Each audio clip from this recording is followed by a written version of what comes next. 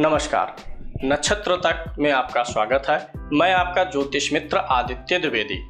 जन्म कुंडली से संबंधित परामर्श के लिए, कुंडली मिलान के लिए, किसी भी प्रकार के मुहूर्त आदि की जानकारी के लिए या जीवन में चल रही समस्याओं के समाधान के लिए, खराब ग्रह दशाओं के उपाय के लिए, रत्न और रुद्राक्ष आदि की जानकारी के लिए आप हमसे संपर्क कर सकते हैं।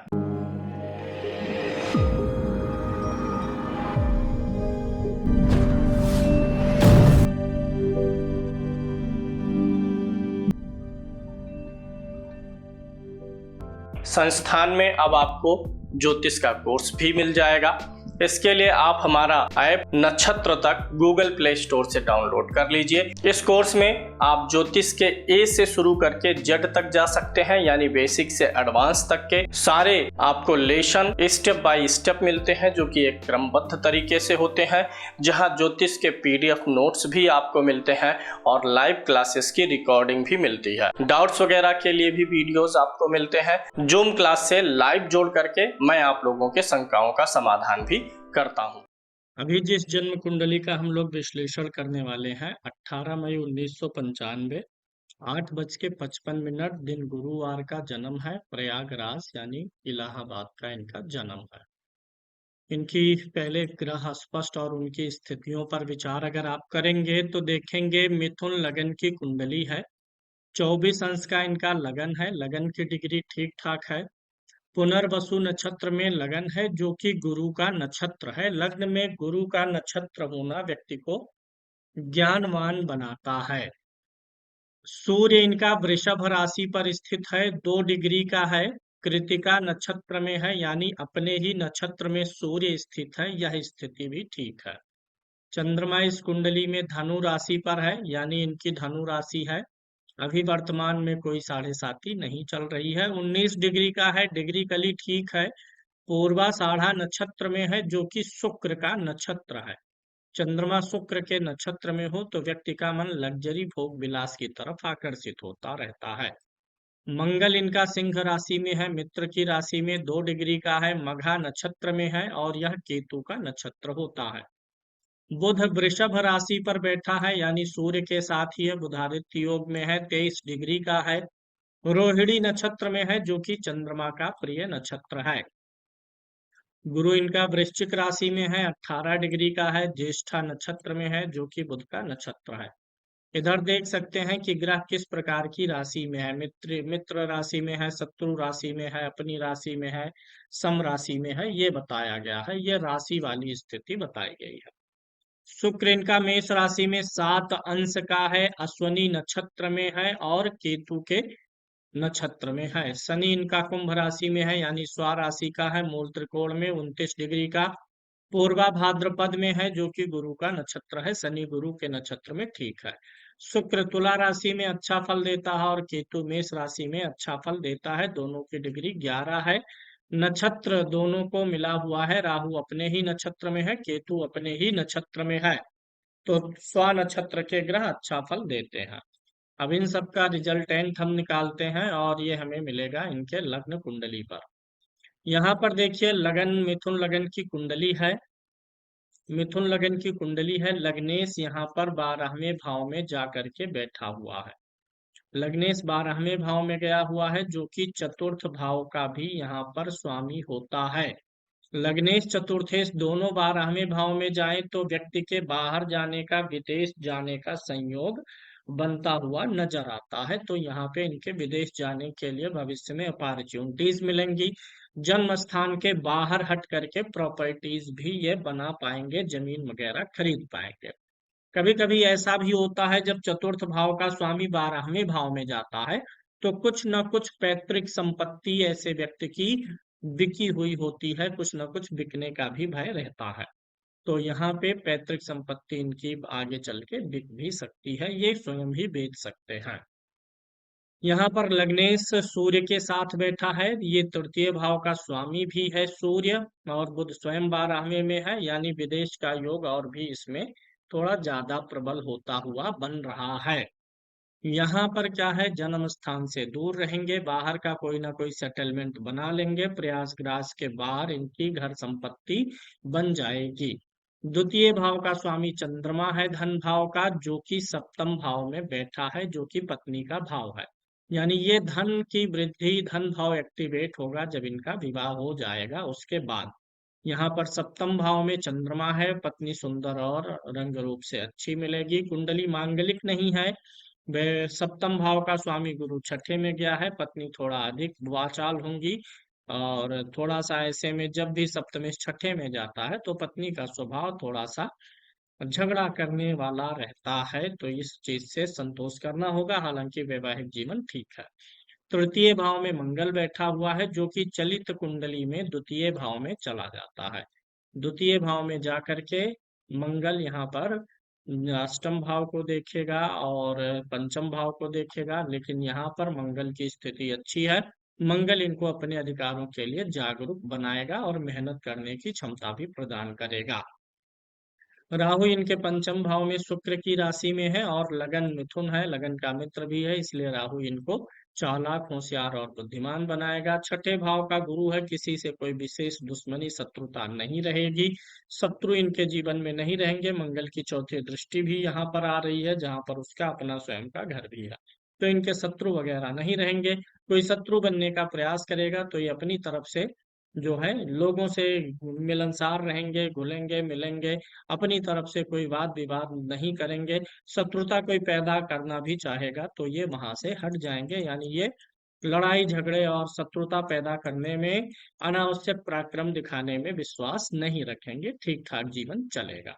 सप्तम भाव का मैंने आपको बता ही दिया। अष्टम भाव और नवम भाव का स्वामी शनि है, शनि की मूल त्रिकोण राशि नवम में है, नवम का फल अधिक देगा, स्वराशि का है, भाग्य को मजबूत करेगा। शनि और मंगल आमने सामने हैं, इसलिए इनको अपने छोटे भाई अगर कोई हो तो उनसे सुख में कमी रहती है, या तो भाई होते नहीं या तो उनसे सुख में कमी रह सकती है। और मंगल शुक्र आमने सामने है तो भविष्य में, और गुरु भी छठे में है तो थोड़ा भविष्य में शुगर और थायराइड वगैरह के प्रति सावधान रहना होगा। उम्र बढ़ने के साथ ये समस्याएं आ सकती हैं। दसम भाव का स्वामी गुरु है, जो कि छठे भाव से दसम भाव पर दृष्टि डाल रहा है, तो गुरु की दृष्टि के कारण भाव में बल प्राप्त हो रहा है, लेकिन यहाँ का स्वामी छठे भाव में है, तो इनको जब भी कोई ग्रोथ मिलेगा कैरियर में तो उसके पहले कोई विवाद, किसी प्रकार का जो है झगड़े जैसा माहौल या स्ट्रगल, फिर उसके बाद इनको तरक्की मिलेगी। शुक्र लाभ भाव में केतु के साथ बैठा हुआ है, जो कि इनके पंचम भाव का स्वामी भी है, द्वादश भाव का स्वामी एकादश में आया है, यहाँ से भी विदेश के लिए चांसेस बन रहे हैं। शुक्र के साथ केतु, समस्त भौतिक सुख साधन इनको जीवन में प्राप्त होगा। यहाँ पर बुधादित्य योग भी बन रहा है और चलित कुंडली में सूर्य एकादश भाव में आकर के कुंडली को और भी अच्छा बना दे रहा है। ओवरऑल कुंडली इनकी काफी अच्छी है, ना कोई गंभीर बीमारी है, ना कोई गंभीर समस्याएं हैं, वैवाहिक जीवन शांत है, भूमि भवन वाहन से सुखी रहेंगे, दूर दूर स्थानों की यात्रा, विदेश आदि का गमन भी होगा। धनु राशि है, साढ़े साती किसी भी प्रकार की कोई नहीं चल रही है। नौमास कुंडली के लगन में कोई नीच का ग्रह नहीं है, लग्नेश बुध मित्र की राशि में बैठा है, तो जीवन साथी भी इनको अच्छे स्वभाव की मिल जाएंगी। चतुर्थ भाव में कोई क्रूर ग्रह नहीं है, मांगलिक भी नहीं है, इसलिए वैवाहिक जीवन शांतिपूर्ण तरीके से चलेगा। सप्तम भाव में राहु बैठा है और वो भी शुक्र की राशि में है, ये शेयर मार्केट के लिए एक प्लस पॉइंट होता है। सप्तम भाव का पंचम भाव का स्वामी शुक्र पंचम भाव को देख रहा है, ये भी एक प्लस पॉइंट है। बुध अस्त नहीं है, यह भी एक प्लस पॉइंट है, चूंकि ये अपने जन्म स्थान से दूर रहते हैं तो इसलिए बुध का प्रभाव भी ठीक ठाक पड़ेगा। वैसे बुध जो है यहाँ पर 12वें भाव में लग्नेश चतुर्थेश होकर के पन्ना पहन के रखना चाहिए। इनका सवाल जो शेयर मार्केट और स्टॉक मार्केट से जुड़ा हुआ है, तो इनको शेयर मार्केट और स्टॉक मार्केट से संबंधित इन्वेस्टमेंट करना चाहिए, शेयर वगैरह में इन्वेस्ट कर सकते हैं, क्योंकि यहाँ का राहु इनको सफलता दिला सकता है, सफलता दिलाएगा भी। और धन भाव का स्वामी भी ठीक ठाक है, लाभ भाव का भी स्वामी ठीक ठाक है, तो शेयर वगैरह के मामले में इनको नुकसान नहीं होगा। जहां तक प्रॉपर्टी का सवाल है, तो प्रॉपर्टी इनकी बाहर बनेगी जन्म स्थान से। अगर प्रॉपर्टी लाइन में काम करना चाहें तो उसके लिए भी कुंडली में प्रॉमिस नजर आता है, क्योंकि मंगल की राशि में 3 ग्रह बैठे हुए हैं।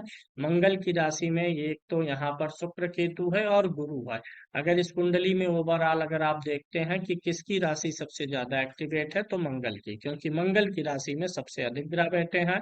नौमांश में मंगल स्वाग्रही भी होता है, तो जमीन के काम से तो नुकसान आदि का योग नहीं है। प्रॉपर्टी भी ये आजमा सकते हैं, उस लाइन में भी काम कर सकते हैं। प्रॉपर्टी को लेकर के कोई डिस्प्यूट तो नहीं होगा, लेकिन लंबे समय तक ये इलाहाबाद की प्रॉपर्टी ऐसे छोड़ना ठीक नहीं है, नजर रखते रहना चाहिए। बाद में आपकी यह प्रॉपर्टी बिक जाए, आप बेच दें, इस बात की संभावना, या यही प्रॉपर्टी या अन्य कोई प्रॉपर्टी, पैतृक प्रॉपर्टी बिकने के भी योग बनेंगे, आप बेच देंगे। हालांकि कोई बहुत विवाद वगैरह दिखाई नहीं दे रहा है। अभी आप अगर उपाय की बात करते हैं तो एक तो आपको बुध के लिए पन्ना, शुक्र के लिए ओपल पेन लेना है। शनि की डिग्री भी काफी कम है, इसलिए एक अच्छे क्वालिटी का आप नीली पत्थर पहनिए। नीलम की आवश्यकता नहीं है, अच्छे क्वालिटी का नीलम आप पहन लेंगे तो वो आपको काफी मदद कर देगा। तो ये 3 स्टोन आपको पहन लेना चाहिए। आगे देखते हैं। अभी गुरु का गोचर मेष राशि पे चल रहा है, 22 अप्रैल 2023 तक 24 तक चलेगा। और यहाँ से गुरु आपके सप्तम भाव पर नौवीं दृष्टि डाल रहा है गोचर में, करंट में। इसलिए विवाह की भी कुछ संभावनाएं बनती हुई नजर आ रही हैं। अभी आगे दशा से इस चीज का और अधिक विश्लेषण कर लिया जाएगा। अभी चलते हैं आपकी अन्य कुंडलियों पर, वहां पर स्थिति देखते हैं। और ये इन्होंने एक सवाल किया, कंपनी की तरफ से विदेश जाने का अवसर मिल सकता है? तो दसम भाव का स्वामी यहाँ 12वें भाव को देख रहा है गुरु, तो कंपनी की तरफ से भी अवसर प्रदान होने की पूरी संभावनाएं बन रही हैं। जीवन में आपके धन अच्छा रहेगा, कुछ लोन और ईएमआई वगैरह रहेगा, क्योंकि जब गुरु छठे में होता है तो लोन ईएमआई वगैरह जीवन में रहती है, तो ये चीज रहेगा, लेकिन उसके कारण से कोई परेशानी पैदा होने वाली नहीं है। अभी अन्य कुंडलियों पर चलेंगे। दो आपके सुदर्शन चक्र को देखते हैं तो लग्न से दशम में कोई ग्रह नहीं है, चंद्रमा से दशम में कोई ग्रह नहीं है, सूर्य से दशम में ग्रह शनि है, तो आप मेहनत करते रहेंगे, कोई महापुरुष बनने का योग नहीं है। इसके अलावा अभी मैं आपकी लग्न कुंडली से कुछ चीजों को और एक्सप्लेन कर देता हूँ। जैसे आपकी लग्न कुंडली में इंदु लगन कहाँ है, स्त्री लगन कहाँ है, ये देख लेते हैं। सबसे पहले गुलिक देख लेते हैं। तो गुलिक आपका कर्क राशि में यहाँ पर बैठा हुआ है, कुंडली में गुलिक कर्क राशि में है, द्वितीय भाव है कुटुंब का। तो आप अपने कुटुंब और परिवारजनों से, पैतृक जो आपके लोग हैं उनसे दूर रहेंगे, इस बात का संकेत है। थोड़ा आपके दांत मसूड़ों में कभी तकलीफ होने की संभावना भी रहेगी। इसके अलावा अन्य चीजों को अगर हम देखें आपकी कुंडली में, मैं आपको श्री लगन बता देता हूं। तो आपकी कुंडली में श्री लगन धनु राशि में पड़ता है, जो कि इस कुंडली का सप्तम भाव। ध्यान से सुनिएगा, ये सारी चीजें बड़ा कैलकुलेशन करके रिजल्ट निकालना पड़ता है। तो श्री लगन धनु राशि में है, यहाँ पर शुभ ग्रह बैठा हुआ है। और यहाँ का जो स्वामी बृहस्पति है, वह जो है एक शुभ ग्रह हो है, बैठा हुआ है। इस भाव पे किसी क्रूर ग्रह की दृष्टि नहीं बन रही है, चंद्रमा जैसा शुभ ग्रह है। और जो चंद्रमा शुभ ग्रह यहाँ पर बैठा हुआ है, वो आपकी कुंडली के द्वितीय भाव का स्वामी भी तो यही ग्रह बनता है। इसलिए श्री लगन आपकी कुंडली में काफी अच्छी आ रही है, यानी जीवन में धन से आप सुखी रहेंगे। इसके अलावा अगर इंदु लगन की बात करें तो आपकी कुंडली में इंदु लगन मिथुन राशि में आता है, यानी लगन में आ रहा है, जिसपे एक शुभ ग्रह चंद्रमा की दृष्टि पड़ी हुई है। और इस भाव का स्वामी अपने मित्र की राशि में बैठा है, 12वें भाव में। विदेश का संकेत फिर से मिलता है, धन कमाने के लिए विदेश जाना। इंदु लगन भी आपका ठीक है। इंदु लगन पे एक तो चंद्रमा जैसे शुभ ग्रह की दृष्टि है, दूसरा गुरु जैसे शुभ ग्रह की दृष्टि भी पड़ रही है। तो आपके लिए यह हिंदू लगन काफी ठीक ठाक दिख रहा है। आपके 22वें देश काल का स्वामी बुध है और 64वें नवमांश का स्वामी सूर्य है। इसे आप याद रखेंगे, भविष्य में अगर आप कोई वीडियो वगैरह या कुछ देखते हैं उसमें कहीं चर्चा रहेगी तो ये बात आप याद रख सकते हैं।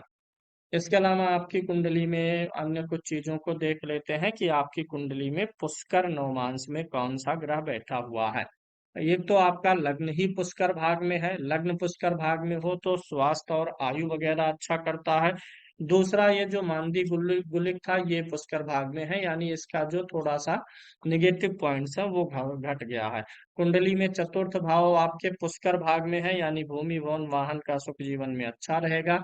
पंचम भाव पुष्कर भाग में है, शेयर मार्केट का आप कर लीजिए, आपको काफी मदद मिल जाएगी। नवम भाव जो है ये भी पुष्कर भाग में है, यानी भाग्य भी अच्छा साथ देगा। ये सारी चीजें काफी अच्छा संकेत प्रदान कर रही हैं। अब आ जाते हैं आपकी सूर्य कुंडली पर। लगन में सूर्य बुध बैठा है।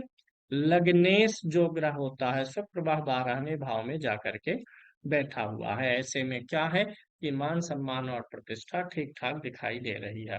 चंद्र कुंडली का तो हमने विचार कर ही लिया है, आगे देख लेते हैं अगली कुंडली पर। होरा कुंडली अगर हम देखते हैं तो आपकी कर्क लगन की होरा बनती है, यानी आपके धन के देवता, आपके धन के स्वामी पिता हैं। पितरों के निमित्त आप अगर कुछ करते रहेंगे, पितृ पक्ष में श्राद्ध करते रहेंगे, उनको पिंडदान देंगे, भागवत का आयोजन कराएंगे, तो आप समझिए आप हमेशा धन से सुखी रहेंगे। पितरों की उपेक्षा करेंगे तो आप दुखी हो जाएंगे, धन आपका जो है काम नहीं आएगा, धन रहने के बावजूद भी आप सुखी नहीं रह पाएंगे। देश काल कुंडली से मेहनत और परिश्रम देखते हैं। राहु बैठा हुआ है लगन में, आप चालाकी करते हैं, परिश्रम बहुत शारीरिक परिश्रम पे ध्यान नहीं देते। अगर कहीं कुछ मेहनत का काम है तो आप ट्रिक निकालते हैं और उस ट्रिक से बुद्धि विवेक से उस काम को आसान करने का प्रयास करेंगे। सॉफ्ट हार्ड वर्कर है, ना कि हार्ड हार्ड वर्कर है, क्योंकि यहाँ तीसरे भाव में भी चंद्रमा और शुक्र बैठा हुआ है। चतुर्थांश कुंडली से भाग्य का विचार होता है। चतुर्थांश कुंडली के लगन में कोई नीच का ग्रह नहीं बैठा है। लग्नेश तृतीय भाव से भाग्य भाव पर दृष्टि भी डाल रहा है। देखिए किसी भी वर्ग कुंडली में लग्न और लग्नेश ठीक हो तो उस वर्ग का अच्छा फल मिल जाता है, तो चतुर्थांश आपका ठीक है। लग्न कुंडली से जो भाग्य का स्वामी है वह चतुर्थांश कुंडली के भाग्य में बैठा, भाग्य में कमी नजर नहीं आ रही है। पंचमांश कुंडली से आपके बुद्धि विवेक का अंदाजा लगाया जा सकता है। लगन में ही शनि महाराज स्वाग्रही बैठ गए तो और क्या चाहिए ही। गुरु भी ज्ञान का कारक सामने बैठा हुआ है। बुद्धि विवेक में कोई कमी नहीं है, किससे कैसे डील करना है, बात करनी है, इन सारे चीजों का आपको पर्याप्त ज्ञान है। षष्ठांश कुंडली से रोग ऋण शत्रु देखेंगे। लगन का स्वामी नीच का होकर के बैठा हुआ है तृतीय भाव में, और खष्टम भाव में भी नीच का ग्रह बैठा हुआ। भैया शत्रुओं से आपको सावधान रहना है। शत्रु आपके लिए हानिकारक रहेंगे, आपके लिए भीतर ही भीतर जालसाजी करेंगे। एक तो आप अपने सीनियर अधिकारियों से सावधान रहिएगा। दूसरा, आपकी कंपनी में ऐसे लोग जो फाइनेंस और एचआर से जुड़े हुए होंगे उनसे सावधानी बरतिएगा। दूसरा, सप्तमांश कुंडली से देख लेते हैं किस चीज का ज्ञान प्राप्त होगा। सप्तमांश कुंडली का लग्नेश स्थान परिवर्तन में है, यानी संतान के लिए अच्छा संकेत बन गया। सूर्य मंगल के घर में है और मंगल सूर्य के घर में है, और पंचम भाव पर गुरु की दृष्टि है जहां उसकी अपनी राशि है। संतान सुख में कोई दिक्कत नहीं है। पहली संतान पुत्र की प्राप्ति हो जाएगी क्योंकि पहली संतान का विचार यहाँ से। दूसरी संतान कन्या होगी क्योंकि यहाँ पर स्त्री ग्रह शुक्र बैठा है, और पंचम भाव पर गुरु की दृष्टि है, इसलिए पहला पुत्र दूसरी कन्या का योग प्रबल रूप से दिखाई दे रहा है। अष्टमांश कुंडली से आयु आदि का विचार होगा। लगन में कोई नीच का प्लैनेट नहीं है। लग्नेश छठे भाव में बैठा हुआ है, चर राशि में है। चूंकि लग्नेश चर राशि में है आयु बढ़ाता है। गुरु भी ठीक ठाक स्थिति में है। यहाँ से आयु पे थोड़ा खतरा तब होता है जब ज्यादातर ग्रह नीच राशि में हो, लग्न और लग्नेश भी नीच राशि में होता। अगली कुंडली आपकी बनती है नौमास, जो कि मैंने आपको बता ही दिया पहले से। लगन ठीक है, पत्नी का चाल चरित्र स्वभाव अच्छा रहेगा, पत्नी के पास पैसा टिकेगा। पत्नी आपकी जो है केतु जरूरत पड़ने पे मेहनत करवा देगा, शारीरिक, और बुध बैठा है तो बौद्धिक मेहनत दोनों से युक्त रहेंगे।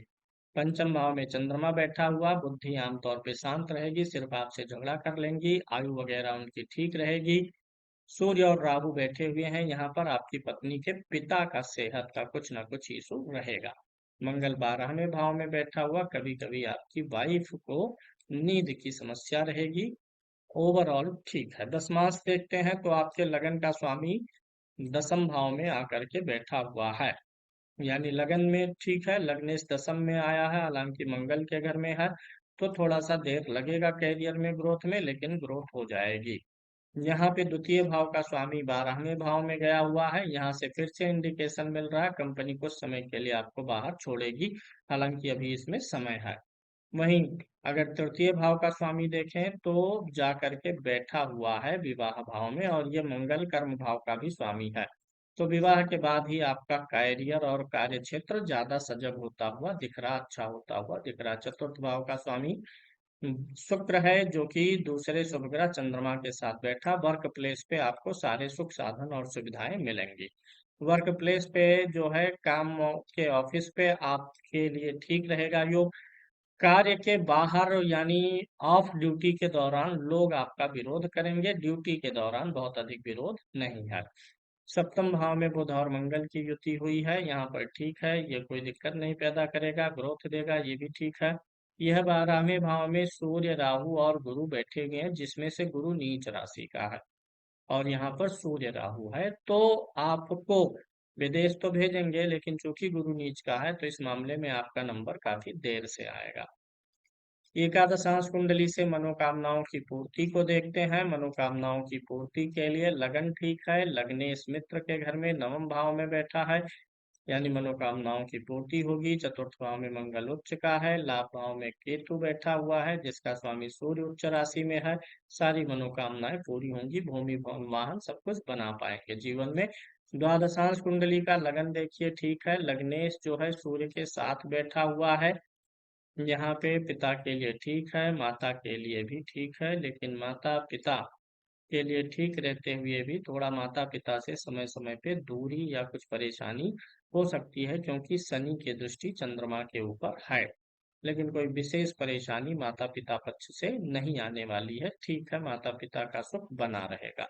षोडशांश कुंडली से वाहन का सुख देखते हैं, तो इसमें देखिए लगन इनका जो है गुरु छठे भाव में शत्रु राशि में गया हुआ है, और ये चतुर्थ भाव का भी स्वामी है। तो बड़ा वाहन खरीदने के लिए आपको काफी मेहनत करना पड़ेगा। वाहन आपको मिल जाएगा, लेकिन बड़ा लग्जीरियस वाहन लेने के लिए काफी प्रतीक्षा करनी पड़ेगी। छठे भाव में है तो आपका जो वाहन होगा वो हमेशा लोन और ईएमआई पे ही रहेगा, और आपको लोन ईएमआई पे रखना भी चाहिए। आध्यात्मिक उन्नति का अगर देखें तो लगन में ही गुरु बैठा हुआ है, ये काफी अच्छा योग बना देता है। पंचम भाव का स्वामी जो मंगल है वो भी उच्च का है। आध्यात्म में मन लगेगा, भौतिक विकास के साथ साथ आध्यात्मिक उन्नति पर भी आप ध्यान देंगे। लेकिन जब आप आध्यात्म में बैठेंगे तो कोई ना कोई स्त्री का चिंतन, क्योंकि यहाँ आध्यात्म के कर्म भाव में शुक्र नीच का है, तो कोई स्त्री बाधा बनेगी, तो इस चीज का ख्याल रखिएगा आप। आगे आपकी अन्य कुंडलियों पर चलते हैं। यहाँ पे मैं आपको गोचर के बारे में बताऊंगा सर्वाष्टक वर्ग से। यहाँ पे ग्रह लिखे हुए हैं और इधर राशियां लिखी हुई हैं। आप ऐसे समझ लीजिए और स्वयं अपना चार्ट देख के जान लीजिएगा। जिस राशि पर ग्रह को 0 से 3 पॉइंट मिले होते हैं, उस राशि पर ग्रह का गोचर अच्छा फल नहीं देता है। जहाँ 4 पॉइंट मिले होते हैं, उस राशि पर ग्रह का गोचर अच्छा फल देता है, एवरेज फल देता है। 4 से ऊपर जब होता है, 5, 6, 7, 8, तब अच्छा फल मिलता है। जैसे यहाँ पर शनि ग्रह को लीजिए और इधर से मेष राशि। शनि ग्रह को मेष राशि में कितने पॉइंट मिले हैं? 4। जब भी शनि ग्रह मेष राशि पर गोचर करेगा तो 4 मतलब क्या होता है? एवरेज। तो ऐसा शनि आपको एवरेज फल देगा, ना अच्छा ना बुरा। वहीं अगर मकर राशि पर देखिए, शनि को कितने पॉइंट मिले हैं? 2। टोटल पॉइंट कितने होते हैं? 8 में से सिर्फ 2 मिला है। यानी जब जब शनि का गोचर मकर राशि पर रहेगा तो वो शनि आपके लिए फेवरेबल नहीं रहेगा। वहीं मंगल को देखिए, यहाँ कितने पॉइंट मिले हैं? 0। किस राशि पर? मकर राशि पर। जब भी मंगल मकर राशि पर गोचर करेगा तो ये आपको और ज्यादा बुरा प्रभाव देगा। इसी प्रकार से यहाँ देखिए 7 पॉइंट मिले हैं, किस ग्रह को मिले हैं? कन्या राशि में सूर्य को मिला। यानी जब भी सूर्य कन्या राशि में ट्रांजिट करेगा, गोचर करेगा साल भर में एक बार, तब तब आपको अच्छा फल देगा। तो ये जहां पर अच्छे पॉइंट्स है, उन राशियों पर ग्रहों का गोचर अच्छा फल देगा। इसी प्रकार से जैसे मान लीजिए यहाँ पर एक पॉइंट है, धनु राशि में है, किस ग्रह को? मंगल को। यानी जब भी मंगल धनु राशि में गोचर कर रहा हो तो उस समय आप मंगल की वस्तु का दान करके उसके गोचर के अशुभ फल को रोक सकते हैं। दिन कौन कौन सा अच्छा रहेगा इसे देख लेते हैं। जब चंद्रमा 2.25 दिन के लिए सिंह राशि, सॉरी मिथुन राशि में, क्योंकि यहाँ 5 पॉइंट मिले हैं, चंद्रमा को कितना मिला है? 5 पॉइंट। किस राशि में? मिथुन राशि में। जब भी चंद्रमा मिथुन राशि में गोचर करेगा वह दिन आपके लिए अच्छा रहेगा। चंद्रमा गोचर करेगा सिंह राशि में, ये देखिए सिंह राशि में, तब आपके लिए दिन अच्छा रहेगा। जहाँ 4 पॉइंट मिले हैं वो दिन अब एवरेज रहेंगे। सबसे अच्छा दिन आपके लिए वह दिन रहेगा जब चंद्रमा धनु राशि पे गोचर कर रहा होगा, ये सबसे अच्छा रहेगा। शेष यहाँ पे 5 5 3 में मिले हैं, ये दिन भी ठीक रहेंगे। लेकिन धनु राशि पर जब चंद्रमा रहे तब उस दिन आप कोई नई डीलिंग, नया बिजनेस, ट्रेवलिंग वगैरह करेंगे तो वह आपका एक बेहतरीन दिन साबित होगा। अष्टक वर्ग देख लीजिए, एवरेज जो पॉइंट होते हैं 28 होते हैं, लगन में आपके 29 पॉइंट बना हुआ है, यानी एवरेज से अधिक है। स्वास्थ्य वगैरह एवरेज के से ठीक रहेगा। धन भाव में 23 पॉइंट्स हैं, पैसा बचा पाने में थोड़ी सी दिक्कत होगी। लाभ भाव और व्यय भाव में बराबर का पॉइंट बन रहा है, तो यहाँ पे थोड़ा सा सावधानी रखिए, लाभ और हानि दोनों व्यय ना करिए। तृतीय भाव में 28 पॉइंट है जो कि एवरेज है। सुख भाव में 36 है, यानी जब भी कोई भी ग्रह आपके लग्न कुंडली में गोचर करता हुआ चौथे भाव में आएगा, यानी कन्या राशि पर कोई भी ग्रह गोचर करेगा तो आपके भूमि भवन वाहन की वृद्धि करेगा। इसी प्रकार से जब कोई ग्रह तुला राशि में गोचर करेगा आपके लिए तो वहां पे पंचम भाव काफी मजबूत है, 30 से अधिक पॉइंट है। तुला राशि पे किसी ग्रह का गोचर आपकी लग्न कुंडली से पंचम भाव पड़ता है तो आपको अच्छा फल देगा। यानी जहां जहां 30 या उससे ऊपर पॉइंट है उन भावों पर ग्रहों का गोचर अच्छा फल देगा। एक तो चतुर्थ, एक पंचम, एक नवम और एक दसम, यानी कन्या राशि, तुला राशि, कुंभ राशि और मीन राशि पर ज्यादातर ग्रहों का गोचर आपके लिए अच्छा फल देगा। यहाँ 26 पॉइंट है, जीवन में बहुत टफ और कंपटीशन नहीं है। पति पत्नी में पति हावी रहेगा क्योंकि पति का पॉइंट ज्यादा है।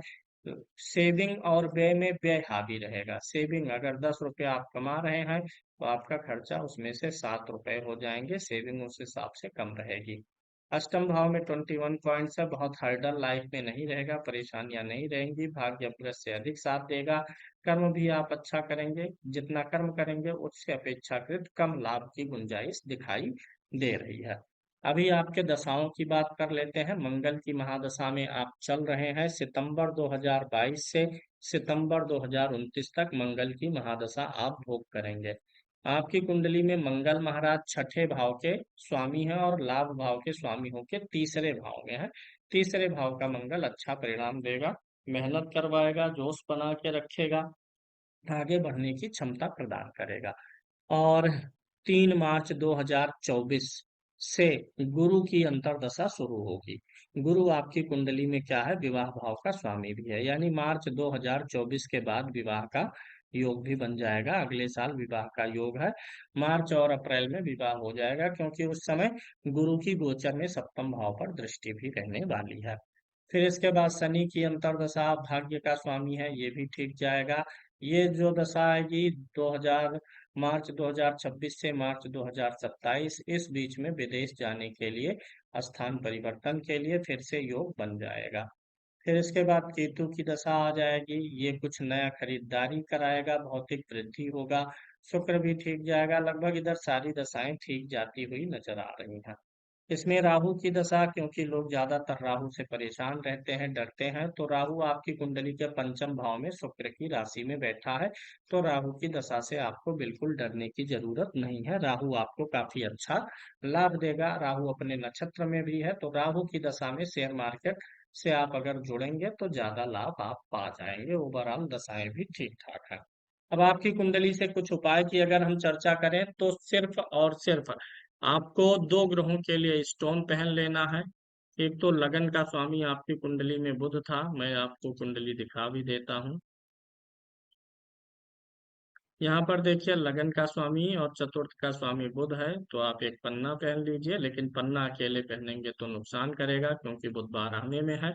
इसलिए शुक्र का स्टोन लगा करके आपको पहनना है। यहाँ पर पहनने की विधि भी अलग रहेगी, अंगूठी आपको नहीं सूट करेगी बुध 12वें भाव में, इसलिए ओपल के साथ पन्ना का लॉकेट बनवा करके गले में आप पहनिएगा, ये आप इससे पन्ना आपको नुकसान नहीं करेगा। और साथ ही साथ अगर आप उसी में गोमेद भी जोड़ दें तो भी ठीक है, हालांकि अभी मंगल की दशा है तो गोमेद ना पहनिए। राहु की दशा आएगी तो गोमेद भी अवश्य पहन लीजिएगा, ये भी आपको काफी फायदा देने वाला है। ओवरऑल आपकी कुंडली ठीक है, कोई बहुत विशेष समस्या नहीं दिखाई देती है। अभी आपकी कुंडली में जो सप्तम भाव का स्वामी है ये गुरु है, और शुक्र चूंकि लाभ भाव में केतु के साथ बैठा हुआ है, ऐसे में आप अपनी पसंद से भी विवाह करने की इच्छा रख सकते हैं। उम्मीद है आपको विषय वस्तु समझ में आया होगा। जय श्री राम।